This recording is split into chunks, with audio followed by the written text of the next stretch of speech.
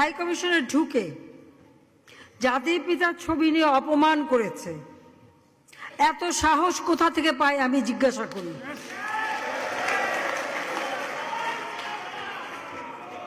আমি জানি না আমাদের হাই কমিশনে এখন কারা বসেছিল এবং তারা সেখানে কিছুই করতে পারলো না কেন, সেটাও বড় প্রশ্ন।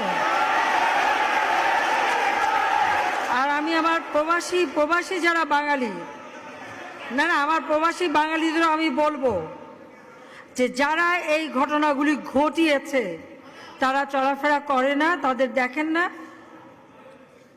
যে হাত দিয়ে জাতির পিতার ওই ছবি নিয়ে তারা ভেঙেছে, তাদের যা উপযুক্ত করা উচিত সেটা করতে হবে। কারণ জাতির পিতার নাম মুছে ফেলার চেষ্টা করা হয়েছিল, তো তারিখ যেহেতু দূরের কথা, ওর বাপ তো চেষ্টা করেছিল এই দাব বুঝতে, ওর বাপও চেষ্টা করেছে।